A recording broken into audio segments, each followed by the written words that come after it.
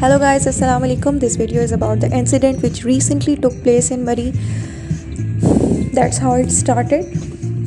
बिल्कुल एंजॉय करने गए थे लोग, स्नोफॉलिंग हो रही थी और हर कोई खुश था, एंजॉय करने का था, लेकिन किसी को नहीं पता था कि ये कितनी डेडली होने वाली है। बहुत सारी पब्लिक वहाँ पे चली गई और स्नोफॉलिंग सारी रात कंटिन्यू रही। कैपेसिटी से ज़्यादा लोग थे, ट्रैफिक जैम हुआ और अम्यूज़मेंट टर्न्ड इनटू डिज़ास्टर। बिल्कुल गाड़ियाँ बर्न हो चुकी थी, लेकिन डेथ किस वजह से हुई? स्नो की, एक्सट्रीम वेदर की, मिसमैनेजमेंट थी गवर्नमेंट की, क्या वजह थी, या फिर कार्बन मोनोऑक्साइड पॉइजनिंग जिसके बारे में बात की जा रही है। सीन ये हुआ है कि बहुत सारे लोग जमा हुए, स्नोफॉलिंग कंटिन्यू रही। एग्जॉस्ट पाइप जो कि होते हैं जिनके ज़रिए से गैसेस बाहर निकल रही होती हैं, जब बर्निंग होती है बहुत सारी गैसेस प्रोड्यूस होती हैं। अब वो गैसेस जो कि प्रोड्यूस हो रही थी, एग्जॉस्ट पाइप हो गए क्लॉग मुसलसल स्नो फॉलिंग की वजह से। अब क्योंकि गैसेस बाहर निकल नहीं पा रही थी, वो अंदर जमा होना शुरू हो गई और लोग जो है वो, उनको कोई और हल नहीं नज़र आया था, तो वो जो है वो क्या करते, उन्होंने अपने दरवाज़े बंद किए और सो गए। और कार्बन मोनोऑक्साइड एक ऐसी गैस है जिसकी ना कोई बू है, ना कोई इसकी कोई टेस्ट है, तो लोगों को पता ही नहीं चला कि कब कार्बन मोनोऑक्साइड जमा होना शुरू हुई है और लोगों की सोए सोए ही डेथ हो गई।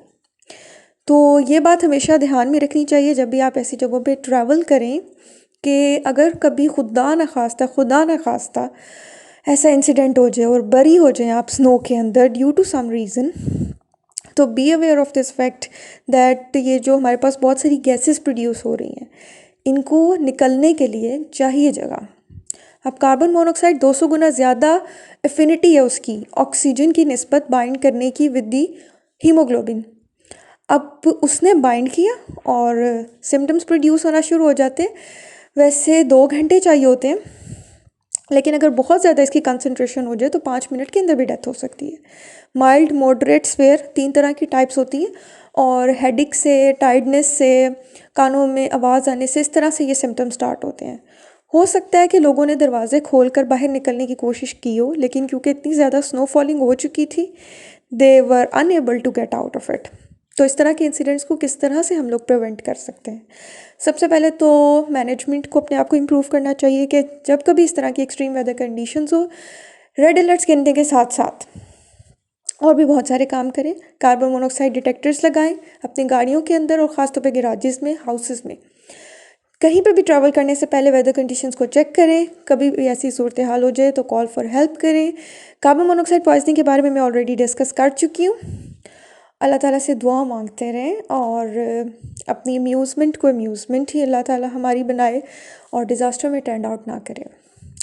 सो बीन अल्लाह ज़मान, अल्लाह ताला उन सब लोगों की मग़फ़िरत फ़रमाए जिनको नहीं पता लगा और उनकी इस तरह डेथ हुई।